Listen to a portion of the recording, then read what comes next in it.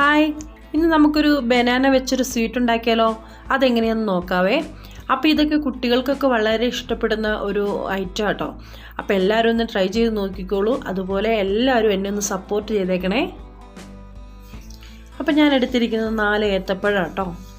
ആ ഏത്തപ്പഴത്തിൻ്റെ തൊണ്ടെല്ലാം കളയാം.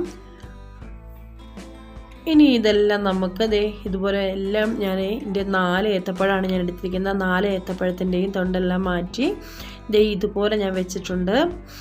അപ്പോൾ ഇത് നമുക്ക് എങ്ങനെ കട്ട് ചെയ്യുന്നത് നോക്കാം കേട്ടോ. കട്ട് ചെയ്യുന്നത് നിങ്ങളുടെ ഇഷ്ടമുള്ള രീതിയിൽ കട്ട് ചെയ്യാവേ. ഞാൻ ഈ ഒരു രീതിയിലാണ് ഇവിടെ കട്ട് ചെയ്തെടുത്തിരിക്കുന്നത് കേട്ടോ. അപ്പോൾ നമ്മുടെ കട്ട് ചെയ്ത് നമ്മുടെ ബനാന സീഡ്സിനുള്ള സാധനങ്ങളൊക്കെ ഇവിടെ റെഡി ആയിട്ടുണ്ട്. ഇത് നോക്കി ഇതുപോലെ കട്ട് ചെയ്തെടുത്തിട്ടുണ്ട്.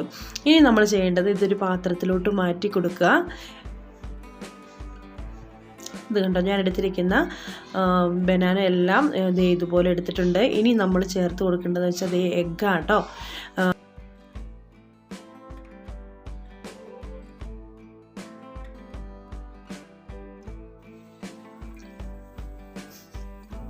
ഇനി നമുക്ക് ഇതിലേക്ക് ആവശ്യത്തിനുള്ള ഉപ്പ് കൂടി ചേർത്ത് കൊടുക്കാവേ. ഉപ്പ് കൂടി ചേർത്തിട്ട് നന്നായിട്ട് ഇതിനെ മിക്സ് ചെയ്തെടുക്കാം.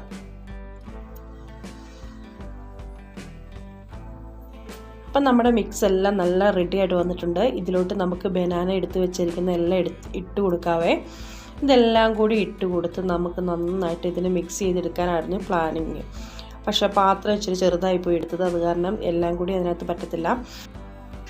അതുകൊണ്ട് ഞാനിവിടെ നമ്മുടെ ബൗളൊന്ന് മാറിയിട്ടുണ്ട്. വേറൊരു ബൗളിലോട്ട് ഞാനിതിട്ട് കൊടുക്കുക കേട്ടോ. അപ്പോൾ ഈ ബൗളിലോട്ട് ചേർത്ത് കൊടുത്തിട്ട് ഈ മുട്ട എല്ലാം കൂടി നമുക്കിതിനെ നന്നായിട്ട് മിക്സ് ചെയ്തെടുക്കാം.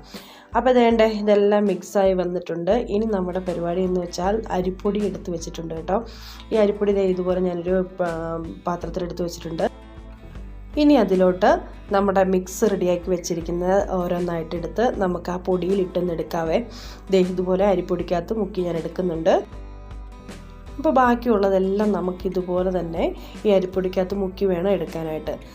അപ്പോൾ അതുപോലെ ഈ ഒരു പരുവത്തിലേക്ക് ഇട്ടിട്ടുണ്ട്. അപ്പോൾ അതുപോലെ ഞാൻ എല്ലാം കൂടെ നമ്മൾ എടുത്തിരിക്കുന്ന അത്രയും ബനാനയും ഇതുപോലെ ഈ അരിപ്പൊടിക്കകത്ത് മുക്കിയിട്ട് ഒന്ന് കൊണ്ടുവരാം കേട്ടോ. ഈ ഒരു പരുവത്തിലേക്ക് വന്നിട്ടുണ്ട്. നമ്മുടെ ബനാന എല്ലാം ഈ ഒരു കളറിലോട്ട് മാറിയിട്ടുണ്ട്. അരിപ്പൊടിയിൽ മുങ്ങി കുളിച്ചിരിക്കുക കേട്ടോ. ഇനി നമുക്കത് ഒരു ചട്ടി അടുപ്പിൽ വെച്ചിട്ടുണ്ട്. അതിലോട്ട് ഓയിൽ ഒഴിച്ച് കൊടുക്കാവേ. നിങ്ങളുടെ കയ്യിലുള്ള അനുസരിച്ച് ഓയിൽ കൊടുക്കാം. ഞാനിവിടെ സൺഫ്ലവറാണ് ചേർത്ത് കൊടുത്തിരിക്കുന്നത്.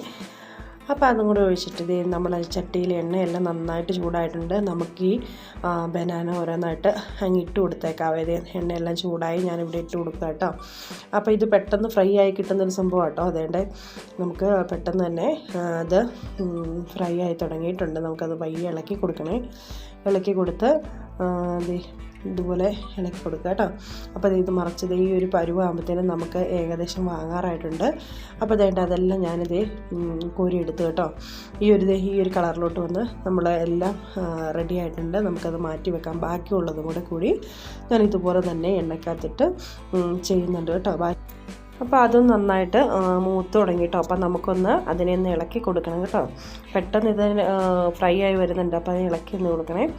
അപ്പോൾ നമ്മുടെ ബനാന എല്ലാം എണ്ണയ്ക്കകത്ത് കിടന്ന് തിളച്ച് മറിയാം കേട്ടോ. അപ്പോൾ നമുക്കത് കോരാറായിട്ടുണ്ട്. നമുക്കത് കോരിയെടുക്കാവേ.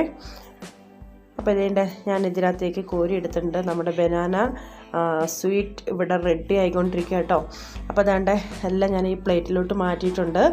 ഇനി നമ്മൾ ചെയ്യാൻ പോകുന്നതെന്ന് വെച്ചാൽ ഇതിനകത്ത് ഒരു പാനടുപ്പ് വെച്ചിട്ട് അതിലേക്ക് ആവശ്യത്തിന് പഞ്ചസാര ഇട്ട് കൊടുത്തിട്ടുണ്ട്. അതിലോട്ട് നമ്മുടെ ടൊമാറ്റോ സോസും ഒഴിച്ചു കൊടുത്തിട്ടുണ്ട്. ഇനി ചേർക്കാൻ പോകുന്നത്